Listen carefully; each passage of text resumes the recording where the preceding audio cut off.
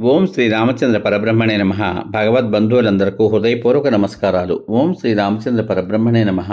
ఆపదామపహర్తారం దాతారం సర్వసంపదాం లోకాభిరామం శ్రీరామం భూయో భూయో నమామ్యహం. ఓం శ్రీ రామచంద్ర పరబ్రహ్మణే నమః. శ్రీ వాల్మీకి రామాయణము 5వ కాండైన సుందరకాండ యందలి 59వ సర్గ యందలి గల 36 శ్లోకముల యొక్క వచన భావసారాన్ని హనుమంతుడు సీత దురవస్థను వర్ణించి చెప్పి లంకను ఆక్రమించడానికై వానరులను ప్రోత్సాహపరుచుట అనే కథగా విందాం.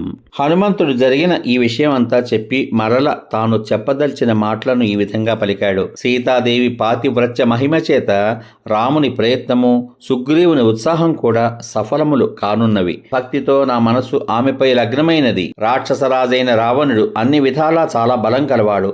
ఇతడు తన తపో బలం చేత లోకాలను కాల్చివేయగలడు. కోపించినచో ఎవరినైనా నశింపచేస్తాడు. రావణుడు ఆమెను స్పృశించినను అతని శరీరం భస్మం కాలేదు అంటే దానికి కారణం అతని తపస్సే. కోపం చేత మనసు కలుషితమైనప్పుడు సీత చేయగలిగిన దానిని చేతితో స్పృశించిన అగ్నిజ్వాల కూడా చేయజాలదు. మీరు చెప్పిన విధంగా ఈ కార్యం ఈ విధంగా ఉంది. ఇట్టి పరిస్థితులలో జాంబవంతుడు మొదలైన వానర నాయకుల అనుజ్ఞ తీసుకుని సీతను కూడా మనతో తీసుకుని వెళ్లే ఆ రామలక్ష్మణులను చూచుట యుక్తం కదా. రాక్షస గణములతో కూడిన ఆ లంకాపట్నం నశింపచేయడానికి, మహాబలశాలి అయిన రావణుని సంహరించడానికి కూడా నేనొక్కడినే చాలు. మీరందరూ బలవంతులు, మనస్సును వశంలో ఉంచుకున్నవారు, అస్త్ర ప్రయోగమునందు నిపుణులు, శూరులు, విజయం కోరేవారు. అట్టి మీతో కలిసి యుద్ధానికి వెళ్తే చెప్పాలా? సైన్యంతో యుద్ధానికి వచ్చిన రావణుని, అతని ముందు నడిచే పరివారాన్ని, అతని పుత్రులను, సహోదరులను కూడా యుద్ధంలో వధించగలను. బ్రహ్మాస్త్రమును, ఐంద్రాస్త్రమును, రౌద్రాస్త్రమును, వాయవ్యాస్త్రమును, వరుణాస్త్రమును ఇంద్రజిత్తు ప్రయోగించు చూచుటకు శక్యంగాని ఇతరాస్త్రములను కూడా యుద్ధంలో ఎగరగొట్టి వేయగలను. రాక్షసులను చంపగలను. మీరు అనుమతిస్తే నా పరాక్రమం చేత ఆ రావణుని బంధించగలను. యుద్ధంలో నేను నిరంతరంగా వర్షించిన శిలావృష్టి దేవతలను కూడా చంపగలదు. రాక్షసుల మాట చెప్పాలా? సముద్రము తీరము దాటవచ్చు, మందర పర్వతం చిలింపవచ్చు, కాని సమరంలో జాంబవంతుణ్ణి శత్రుసేన కదల్చజాలదు. వీరులైన వాలిపుత్రుడు అంగదుడు ఒక్కడే సకల రాక్షస సముదాయముల నాయకులను కూడా సంహరించడానికి సమర్థుడు. మహాత్ముడైన పనసుడు, నీలుడు చూపు వేగం చేత మందర పర్వతం కూడా భగ్నమైపోతుంది. యుద్ధంలో రాక్షసుల విషయం చెప్పాలా? దేవ, అసుర, గంధర్వ, ఉరగ పక్షులలో ఎవ్వరైనా మైందునకు గాని ద్వివిధునకు గాని ఎదురు నిలిచి యుద్ధం చేయగలరా? చెప్పండి. అశ్విని దేవతల పుత్రులు, మహాభాగ్యవంతులు అయిన ఈ మైంద ద్వివిధులు వానరులలో శ్రేష్ఠులు.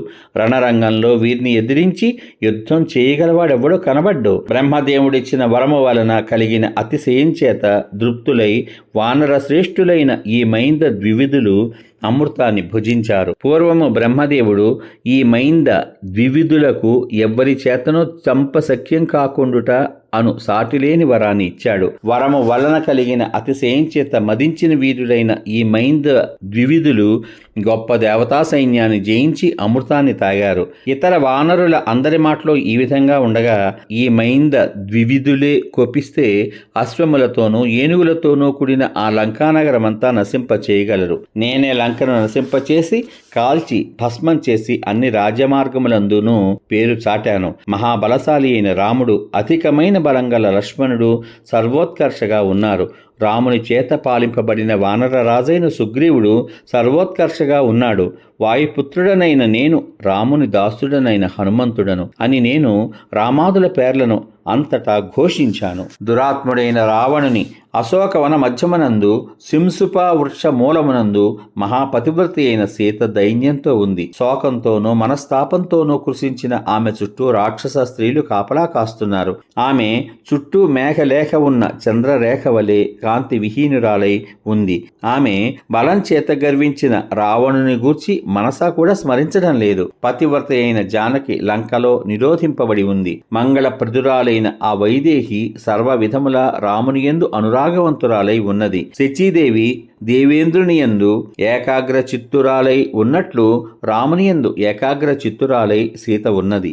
ఆ సీత ఆ ఒక్క వస్త్రమునే చుట్టబెట్టుకుని శరీరమంతా దుమ్ము కప్పివేయడం చేత కాంతి విహీనురాలై ఉంది. ఆమె శరీరం శోకం చేత సంతాపం చేత దుర్బలమైపోయింది. ఆమె భర్త హితమునే సర్వవిధాలా కోరుకుంటోంది. ఆ సీతను నేను రాక్షస స్త్రీల మధ్య ఉద్యానమునందు చూశాను. ఆమెను రాక్షస స్త్రీలు మాటిమాటికి భయపెడుతున్నారు. ఆమె ఒకే జడతో దీనురాలై ఆమె భర్తను గురించిన చింతలో నిమగ్నయ్యి ఉన్నది. నేలపై శయనిస్తూ రంగు మారిపోయిన శరీరంతో ఆమె శిశిరర్తువు నందలి పద్మలతవలె ఉంది. ఆమె రావణుని విషయంలో విముఖురాలై మరణించాలి అని నిశ్చయించుకుంది. నేను ఆ సీతకు అతి కష్టంగా విశ్వాసం కలిగించాను. పిమ్మట ఆమెతో మాట్లాడి విషయాలన్నీ తెలిపాను. రామ సుగ్రీవుల మధ్య స్నేహం ఏర్పడింది అనే విషయాన్ని విని ఆమె సంతోషం పొందింది. మహాత్మురాలైన ఆ సీతాదేవి అపరాధం చేసిన ఆ రావణుని చంపడం లేదు అంటే అందుకు నియమాల్ని పాటించే విషయంలోనూ ఆమెకున్న శ్రద్ధ, భర్త మీద ఉత్తమమైన భక్తి కారణం. ఆ రావణుని చంపడానికి రాముడు కేవలం నిమిత్తం మాత్రమే కాగలడు. స్వభావం చేతనే సన్నని శరీరం గల ఆ సీత రాముని వియోగం చేత కృషించినదై ప్రతిపత్తునందు చదివేవాని చదువు వలె చాలా సన్నబడిపోయింది. మహాభాగ్యవంతురాలైన సీత ఈ విధంగా లంకా నగరంలో శోకంలో మునిగి ఉంది. అందుచేత ఈ విషయమునందు చేయవలసిన ప్రతిక్రియ చేయబడునుగాక అని హనుమంతుడు జాంబవంతునితో పలికాడు. సమాప్తం. ఇంతవరకు మీరు శ్రీ వాల్మీకి రామాయణము 5వ కాండ అయిన సుందరకాండ యందలి 59వ సర్గ యందలి గల 36 శ్లోకముల యొక్క వచన భావసారాన్ని హనుమంతుడు సీత దురవస్థను వర్ణించి చెప్పి లంకను ఆక్రమించుటకై వానరులను ప్రోత్సాహపరచుట అనే కథగా విన్నారు. రేపటి భాగంలో శ్రీ వాల్మీకి రామాయణము 5వ కాండ అయిన సుందరకాండ యందలి 60వ సర్గ యందలి గల 6 శ్లోకముల యొక్క వచన భావసారాన్ని లంకను జయించి సీతను మనమే తీసుకుని రావాలి అని అంగదుడు పలుకుట, ఆ విధంగా చేయుట యుక్తం కాదు అని జాంబవంతుడు చెప్పుట అనే కథగా విందాం. ఓం శ్రీ రామచంద్ర పరబ్రహ్మణే నమః. శ్రీరామ రామ రామేతి రమే రామే మనోరమే సహస్రనామ తత్తుల్యం రామనామ వరాననే. ఓం శ్రీ రామచంద్ర పరబ్రహ్మణే నమః. సర్వే జనా సుఖినో భవంతు. శుభమస్తు. స్వస్తి.